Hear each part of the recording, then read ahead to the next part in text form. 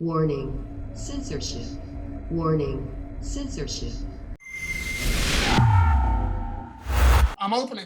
You know, what are you going to do? You're going to find me into the ground?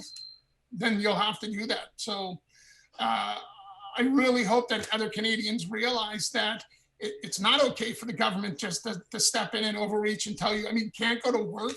That's crazy. Are they attempting to turn us into a welfare state? I don't want to rely on the government for a handout. I want to go to work. Today, I want to introduce you to Phil McLellan. He's a small business owner from Winnipeg, Manitoba, and frankly, he's at the top of his field as a tattoo artist, and yet he's been ordered closed by the Manitoba government to prevent the spread of the coronavirus. Now, here's the thing. Phil and other tattoo artists know how to handle infectious diseases. They've been doing that safely with bloodborne illnesses like hepatitis and tuberculosis and AIDS in tattoo shops for years. But that's not good enough for the Manitoba government. So now Phil is saying enough is enough. He's risking a massive fine, but he's opening his doors at the Parlor Tattoos, and he is going to start seeing customers again. Check out my interview with Phil. Phil, tell us, first off, the name of your business, how long you've been in business, and why you are violating, or at least willing to violate, the coronavirus restrictions where you're at to open your doors back to customers. Well, my name's Phil McLellan. I'm the owner of the Parlor Tattoos in Winnipeg, Manitoba.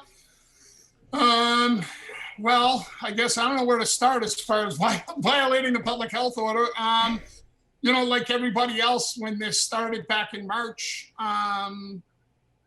we took it as serious as anybody. I didn't know what it was. You know, we were wearing P100 masks to the grocery store. But as it played out, we've seen that the numbers that the government were telling us just didn't jive with the fear that they were selling. So it kind of changed mine and my wife's way of thinking.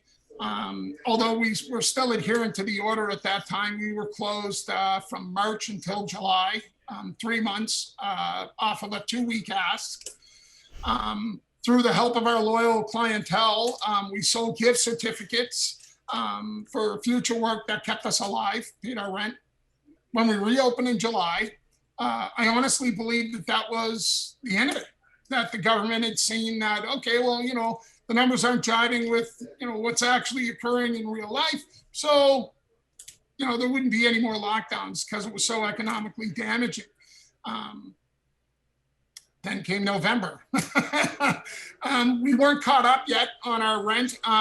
You know, our landlords were actually really gracious. They allowed us to pay only 60% of our rent while we were closed. Clearly that wasn't free. That was based on the fact that we would make up that 40% after we reopened on the backside. What boggles my mind is that all of these programs that the government said they were going to roll out that were beneficial to small business really only affect small businesses that generate somewhere around $100,000 a year or more. We didn't qualify for any of it. We here in Manitoba, the provincial government offered a bridge grant for businesses that didn't qualify for any of the other financial support. That bridge grant was $5,000. So we got $5,000 sometime shortly after March. My rent here is $3,200 a month. So it was just a little bit more than just the rent. Didn't cover any of the bills, didn't cover our living expenses. We lived off our savings. And like I said, the gracious support of our clientele. Now here again, in November, without being caught up, they've issued another bridge grant that, again, doesn't cover my rent. So, I mean, I really don't know what they expect of people. This is my life's work. I've worked my entire life to get to where I am right now. And there's 4 employees here with children that also are not working. And there's nothing for us. They're literally saying, you know, it's almost like mafia tactics. You know, you stay here, I'm going to break your legs, and then I'm going to sell you these crutches that you can't afford either. So I really don't know what they expect of us anymore. Well, and to be clear, I mean, you work in an industry where you are well versed and well trained in preventing bloodborne illness and contagion. That's part of your industry that you have to be very careful about that. So, just like estheticians and other people who work in personal care, this preventing infection and maintaining a clean working environment is something that you've already done. But the government is saying that even though you've been able to prevent HIV, tuberculosis, all those Yes. very dangerous things, you are unable now to prevent the spread of the coronavirus in your shop. Yeah, it actually goes one step further than that here in Manitoba. We have some of the toughest health regulations regarding body modifications in the country. And every 3 years, we have to write a provincial exam to recertify as a body modification technician. It's an ongoing joke, though, in the industry that the exam never changes. It's always the same exam. It becomes problematic, though, and they actually made some concessions that regulated businesses, regulated industries or professions could reopen. We're very heavy regulated. Like I said, we write this exam every 3 years. The entire exam is based on infectious disease control. It's provided by the province. We pay the province for the exam. The writing of the exam is overseen by somebody who works for the province.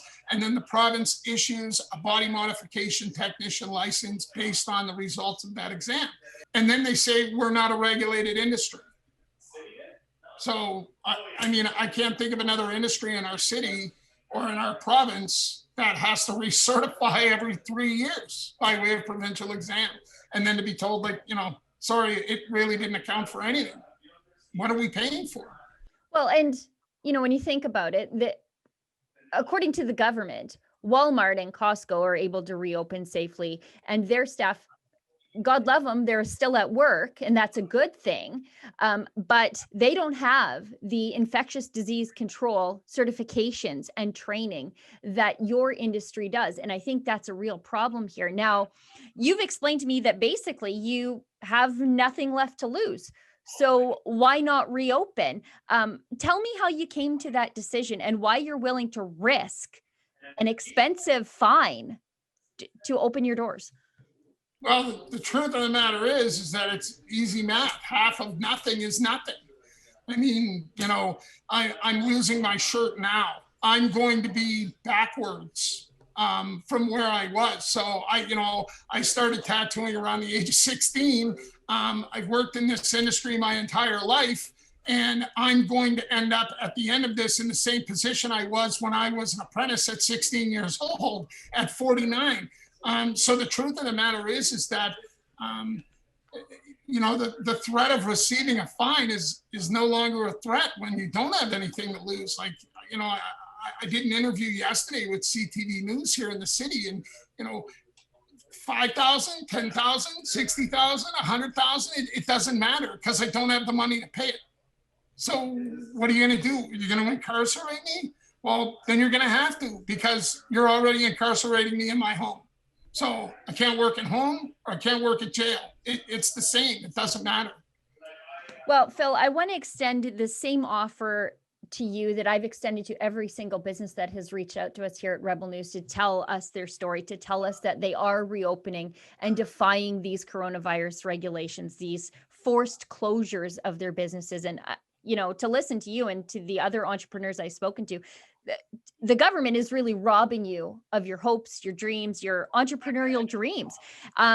If you do get a ticket from the province of Manitoba for reopening your doors, I want you to come right back to me and we will hire you a top criminal lawyer. I don't want you to pay that fine. I want you to plead not guilty, and we're going to fight it. And anybody else who gets a ticket out there, it's iwillopen.com. We'll take your ticket. We'll take your case, plead not guilty, and we'll fight it. All right, I'm in. And what else do I got? Yeah, no, definitely. Now, I know there are other entrepreneurs out there that you have been communicating with and working closely. Is it primarily in the tattooing industry? Oh no, absolutely not. When I started thinking about this, well, it's been ongoing clearly since the first shutdown. Like what happens if this happens again? And when it started looking like it was happening again, um, there were lengthy discussions with my employees, with my wife. Like, I'm not closing. I'm not closing this time. If they say I have to close, I'm not closing. I'm going to fight it. And it's a very difficult decision to make, to kowtow to, okay, I guess I'm going to close, and I'm going to be that guy who doesn't stand up, and I'm just going to do what I'm told. And I did. I was that guy. I did it. Upon reflecting on that, I quickly realized that, well, if it's not me, it looked like everybody was waiting for somebody to do something. And if we all just sit around and wait for somebody to do something, then nobody will do it, So if it has to be me, then I'm going to be that guy. And I hope it inspires other people to do the same thing. And the outpouring of support from other small businesses is, apparently there's going to be some other people opening with me tomorrow. I know I've been in contact with a colleague out west, Lethbridge, Will Woods. He owns Peppermint Hippo. Will went on CTV News, said the same thing. I'm opening. What are you going to do? You're going to find me into the ground? Then you'll have to do that. So I really hope that other Canadians realize that it's not okay for the government just to step in and overreach and tell you, can't go to work. That's crazy. Are they attempting to turn us into a welfare state? I don't want to rely on the government for a handout. I want to go to work. If you are a small business owner like Phil, or if you know a small business owner like Phil, if you know someone who's willing to reopen their doors to customers again, and in doing so risk a huge coronavirus fine, please reach out to us at our special website dedicated to these brave entrepreneurs at iwillopen.com and let us tell the story. We're standing up for entrepreneurs who are standing up for freedom.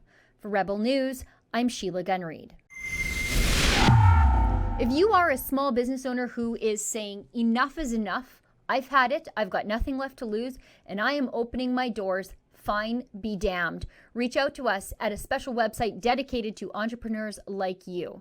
It's iwillopen.com, and we'll tell your story.